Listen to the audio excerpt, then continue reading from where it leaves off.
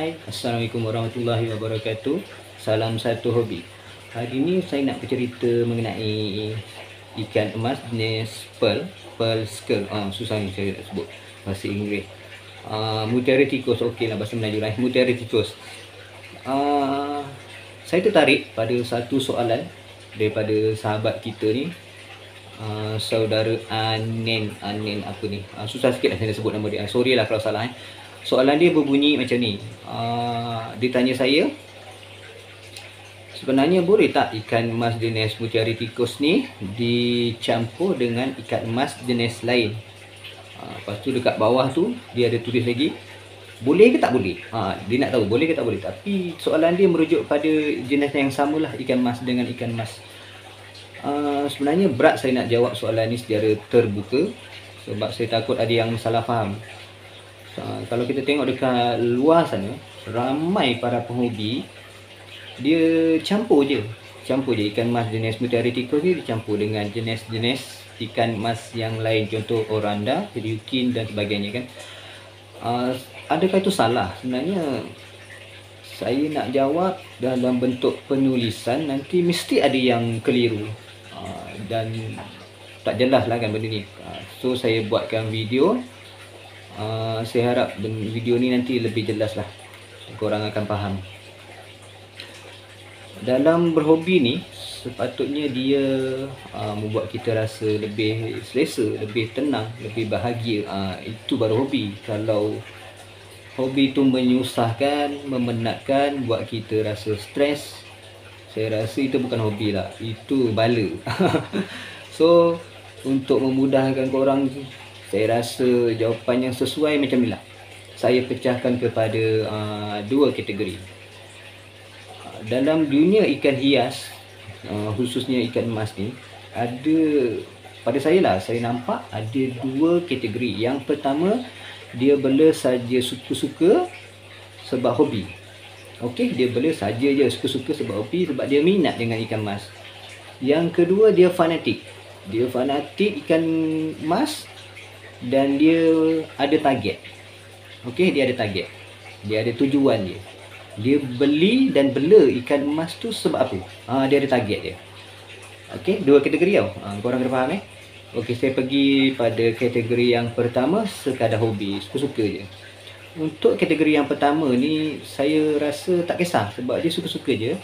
So kalau anda nak bela ikan emas jenis mutiara tikus ni, boleh je campur dengan ikan emas jenis lain, tak ada masalah.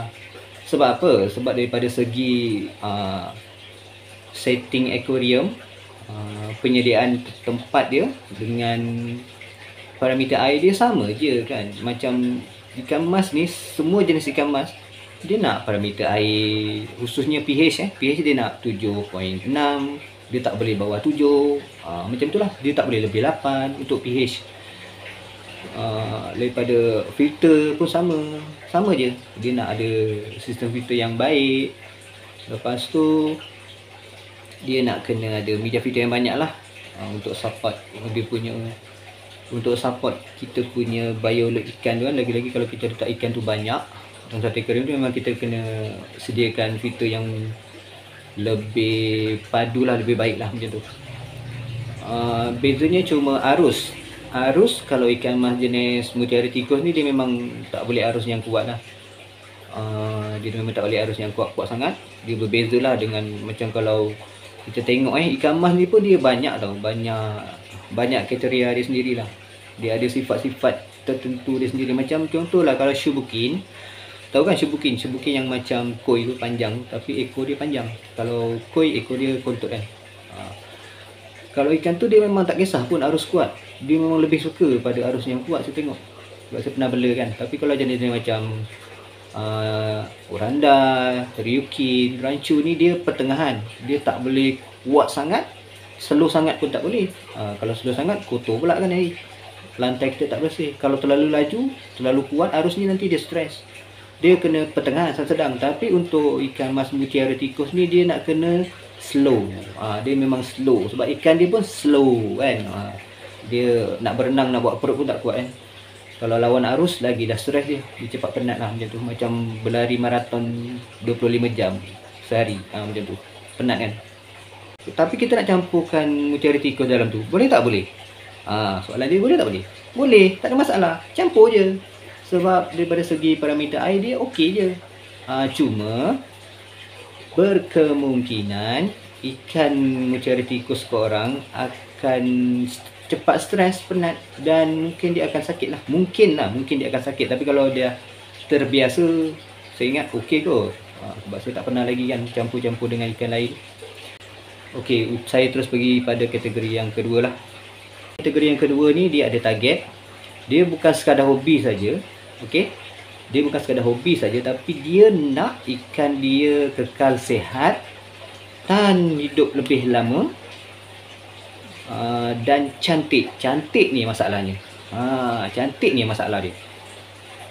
Dia nak ikan dia cantik daripada awal dia beli sampai hujung nyawa. Kalau boleh dia nak ikan dia tu bulat, cantik, sisik pearl dia, mutiara dia tu satu pun dia tak nak tanggal.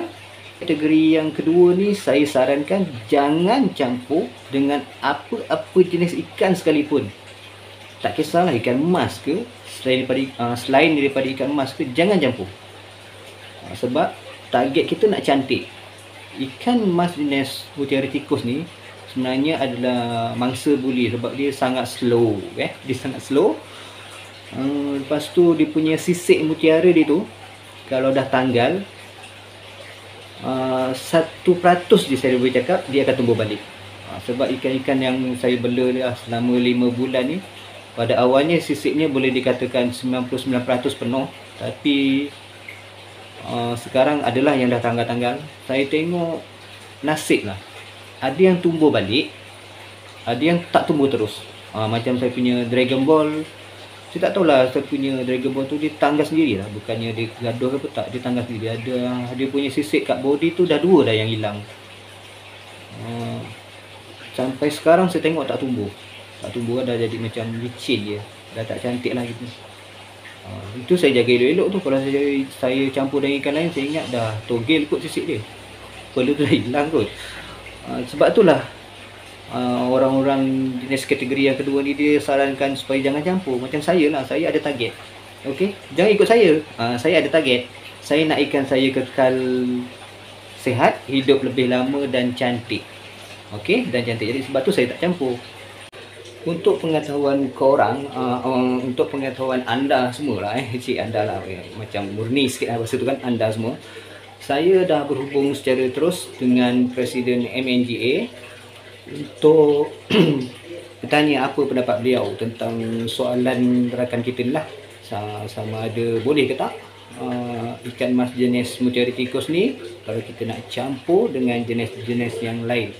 Dan saya menerima jawapan dalam bentuk suara lah, voice, bukan bentuk video. Jom kita dengarkan jawapan dari beliau.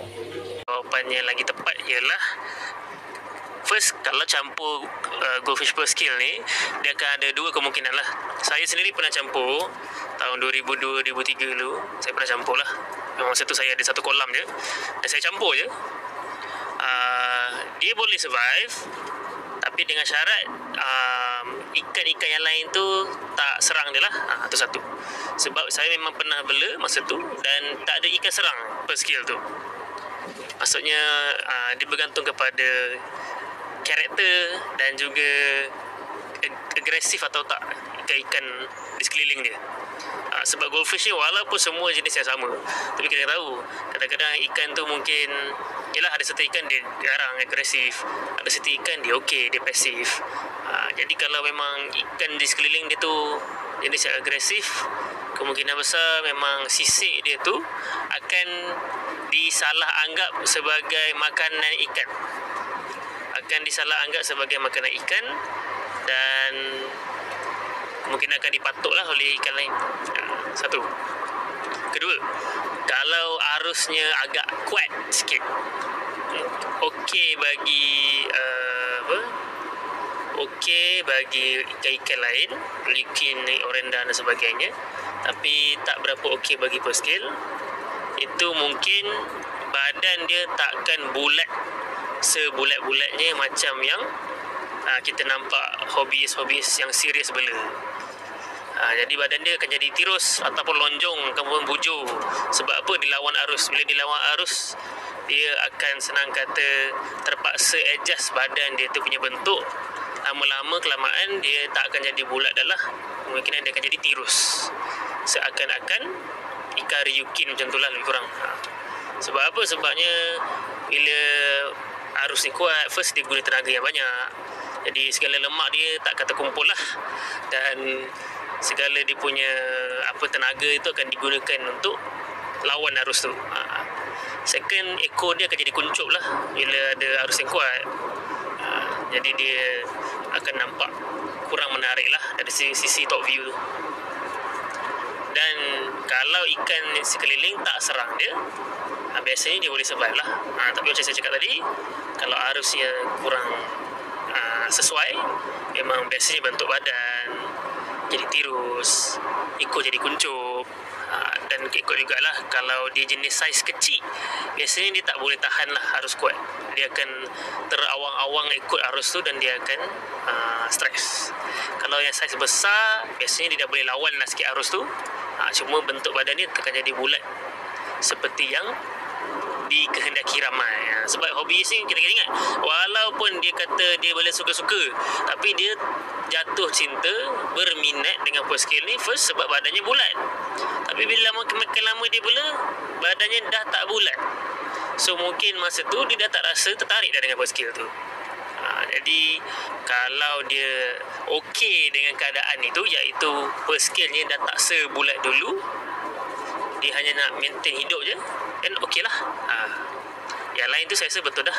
Yang Bro Wan cakap tu tak ada masalah dah tu. Faham setakat ni? Semoga jawapan ni membantulah pada korang yang keliru. Okey, untuk soalan yang seterusnya, ramai yang tanya saya pasal penjagaan, bagi makan apa, setup macam mana apa semua tu. Saya akan jawab juga. Saya akan jawab. Jawapannya kena tunggu video yang seterusnya. Okey, Assalamualaikum warahmatullahi wabarakatuh. Bye bye.